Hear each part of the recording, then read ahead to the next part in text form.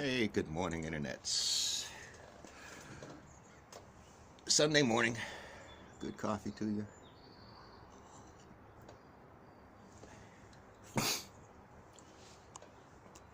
All right, today's conversation is about words, I suppose. Just words themselves. And how you,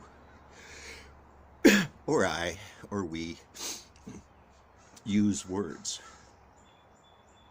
Now, from just how I think, when I hear a word, a lot of times a picture pops in my head to what that word means, or a phrase, or a symbol, or whatever memory is, right? So if you say fag, if you say gay, if you say nigger, if you say cuck, if you say atheist, if you say Christian, all these words trigger something in your mind, good, bad, or indifferent. But that little word trigger hangs around words. It comes along with them, so that when people use a word, especially if they misuse a word, it triggers. And I do it myself. I will, when somebody says a word in a sentence that I don't understand or I think is misplaced, I'll get annoyed. I'll get triggered. I'll get pissed off. And some people have triggers that are very sensitive. And they're taking every word personally, as if it's about them. And that's tough, because the words are complicated. So when I use words in my conversations, almost all of them have hugely specific contexts. I'm trying to speak to the sciences and how words are used there, and they become huge. So if somebody mentions, measurements, my ears key, I begin to listen. I'm not listening to necessarily, I'm listening to if they know what they're talking about, to try to help figure out if they're right or wrong. I don't know, words are really confusing. They can really be abused.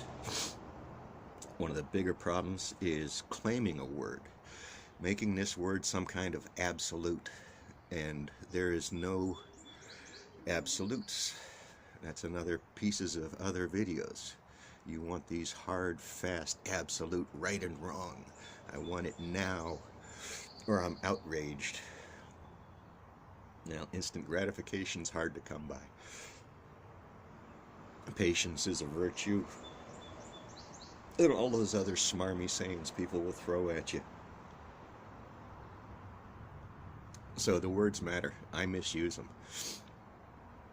I have odd ideas, different ways I got to those odd ideas. But it all comes down to a right to exist. To my mind, if you're born, you are offered a right to exist that's inalienable. What that offers you depends on where you're born. Depends on your skin color. Depends on the time of day and the pure luck of the draw. What hospital you were born in. What state you were born in. And if you're born in different states in America, you have different rights. I don't see how that's right or fair. I see that as part of a very large game to claim personal rights, states' rights, to make claims to life that are federal rights. They are constitutionally given to us. So that Constitution is probably the most important piece of paper to our civilization, if we want to have one. And the words in it mean something. The history behind it means something. The victors are rewriting history. And you can smell that. You know it happens. You've seen it with the history of conquers. How civilizations have conquered other civilizations over time. They rewrite history. They take the gods of the countries that they invaded and they usurp them. They blend them into their own gods, so they become just another part of the landscape and the scenery, and the truths in their old god that weren't true have become truths in the new gods. This is a cycle of history that goes back almost 1,000,000 years that we can see in 20, 30,000 years we can see in human history, and millions of years of cyclic evolution, time, huge amounts of time to get here.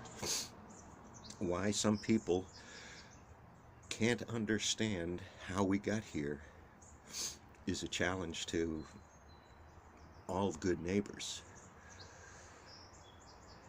It's very poor education. It's very poorly educated people being abused by better educated people, because that's the system we've created. How you present something, the suit and the tie you're wearing, is somehow more important than what you're saying, than the real words, the real intentions behind your words. I don't have a religion to force on anybody. I have no basis to force anything on anybody other than when you interrupt other people's space and lives. So this abortion debate was settled decades ago. Decades. The healthcare system, doctors, universities looked at this for decades. We've been looking at this for as long as we've known about abortions and women's health care. This has been a conversation in medical circles where it belongs.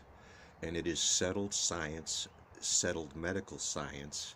If you stick three-letter words in there, if you stick stupid words in there, you just mess up the conversation, and that's your intent. That's why you came into it, is to just screw the conversation up. So, to my credit, I've got enough videos out there that somebody should have noticed. And you'll see, nobody with credentials comes knocking at this door. But I'm not special. Peace, love, and healthy breakfast I'm going to go find. Thank you, neighbors.